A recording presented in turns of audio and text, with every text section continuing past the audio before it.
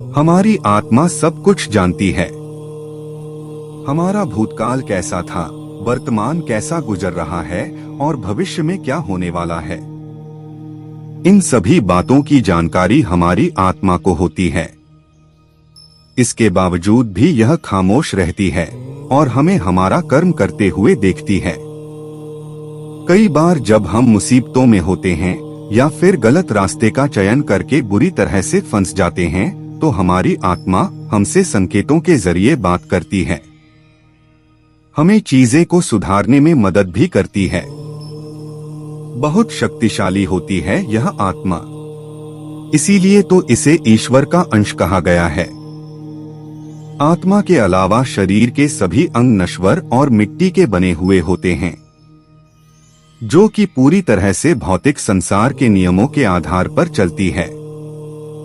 परंतु आत्मा का इस भौतिक संसार से कोई नाता नहीं होता और ना ही यह कभी नष्ट होती है।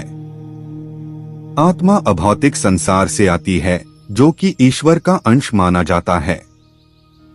इसको अध्यात्म के मार्ग पर चलकर महसूस किया जा सकता है और तब हम जानेंगे कि यह दुनिया रहस्यों और अनमोल खजानों से भरी हुई है और यह सभी जादुई एहसास हमारे मन, हृदय और आत्मा में ही निवास करती हैं। परमात्मा, आत्मा और जीवात्मा। परमात्मा, आत्मा और जीवात्मा के बारे में बहुत कुछ कहा जा चुका है। इतना कुछ कि अब यह समझने में परेशानी होने लगी है कि किस कथन पर ज्यादा भरोसा करें। हालांकि सत्यता हर किसी के कथन में झलकती है। ऐसी है हमारे प्रभु की माया। परंतु मेरी समझ से वह आप होंगे जो स्वयं महसूस करेंगे कि आत्मा, परमात्मा और जीवात्मा में क्या भेद है। आखिरकार सत्य यही निकलकर बाहर आएगा कि तीनों एक दूसरे से जुड़े हुए हैं। एक प्रचलित विश्वास यह है कि परमात्मा ही सर्वोपरि हैं और उनकी किरणें ही आत्मा कहलाती हैं, जो हम मनुष्यों, पशु पक्षियों, कीड़ों, पेड़ों इत्यादि में रहने के लिए बनाई गई है। और जब यह किसी इंसान इत्यादि के अंदर मौजूद हो जाती है तो इसे जीवात्मा कहकर संबोधित किया जाता है।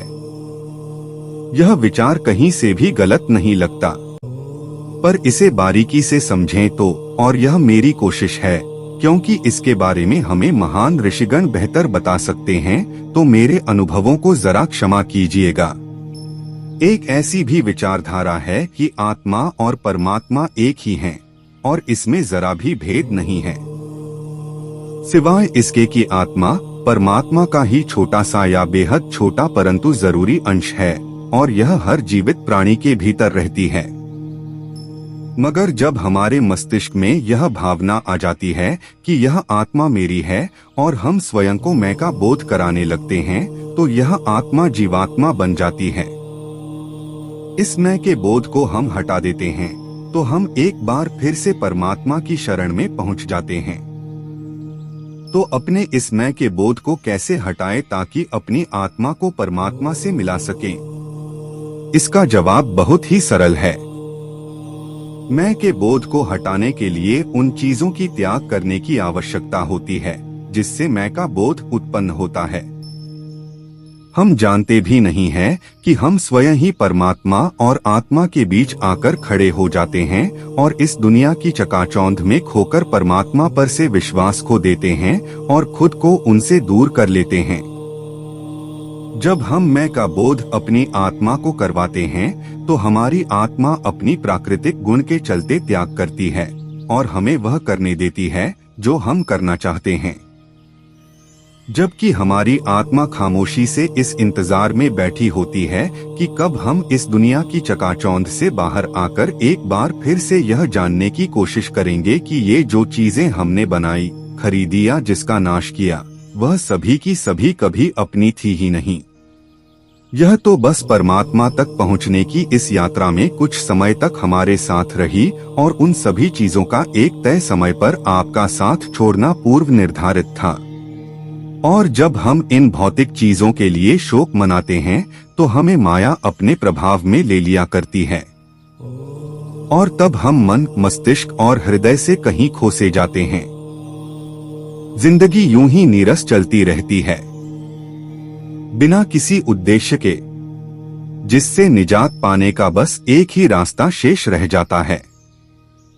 ईश्वर के चरण कमलों में अपनी सारी इच्छा और व्याकुलता सौंपकर नए मार्ग के खुलने की दया मांगे।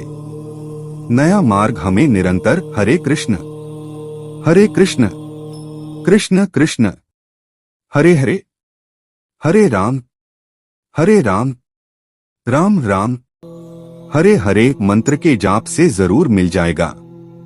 हमें निरंतर भगवान कृष्ण को याद करते रहना होगा। जब भी हमारा मन दुखी, गुस्से और काम भावनाओं के गिरफ्त में आए, हमें फौरन हरे कृष्ण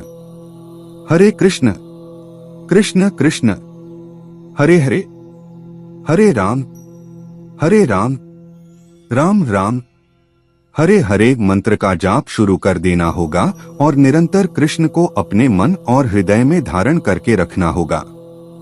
हरे कृष्ण कृष्ण कृष्ण हरे हरे, हरे राम राम हरे हरे यह कोई मामूली मंत्र नहीं है।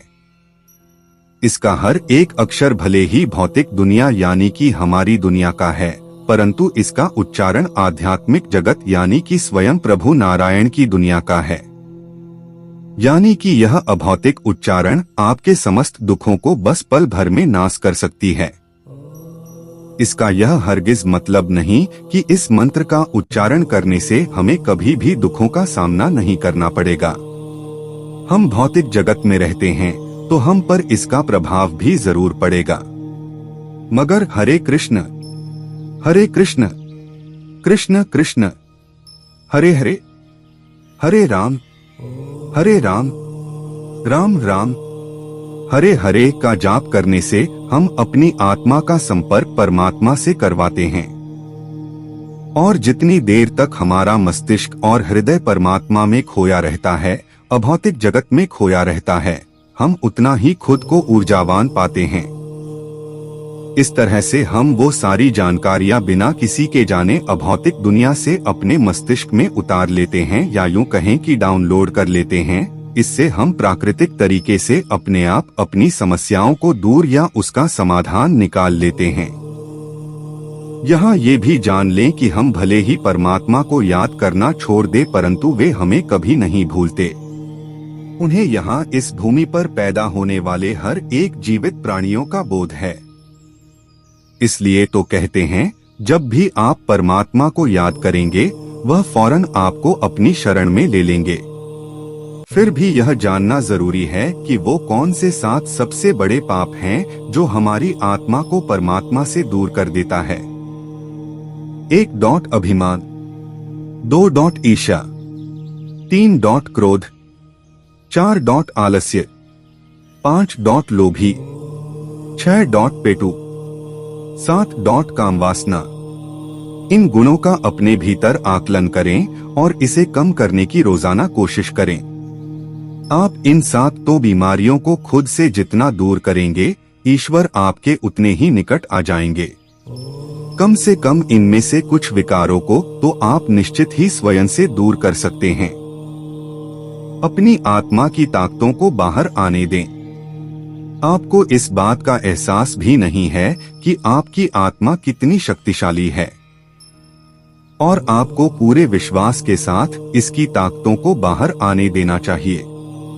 जो इंसान अपनी आत्मा की ताकतों को बाहर आने देता है, वह न सिर्फ अपने ऊपर बल्कि दूसरों के ऊपर भी सकारात्मक ऊर्जा का संचार करता है, जिससे चीजें बदलती हैं। दुखद परिस्थितियां भी सुखमय हो जाती है। आपको स्वयं भी आश्चर्य होगा कि आपने किसी की दुनिया में इतना बड़ा बदलाव लाया है। एक आखिरी जरूरी बात, जब आप अध्यात्म की दुनिया में कदम रखेंगे तो आपकी आत्मा आपको बोध करवाएगी कि आप जो कुछ भी कर रहे हैं वह एक भूमिका है जो आप अदा कर रहे हैं। अगर आप वह भूमिका अदा नहीं करेंगे तो कोई और करेगा। तो इससे इस बात का बोध होता है कि हमें किसी भी कार्य को अपने सिर पर नहीं चढ़ाना चाहिए। हर कार्य को ऐसे ले कि आप एक नायक की तरह भूमिका अदा कर रहे हैं। जब आपको इसके सभी पहलुओं का ज्ञान हो जाएगा तो आप समझ लीजिए कि आपकी जिंदगी कई गुना हल्की हो जाएगी। यदि किसी कार्य को हम अपने सिर पर चढ़ा लेते हैं तो वह जी का जंजाल बन जाता है। आपको अनावश्यक चिंताएं घेर लेती हैं। तब आपको आपकी आत्मा पीछे हटने की ताकत देती है और आपको इस बात को समझना होगा।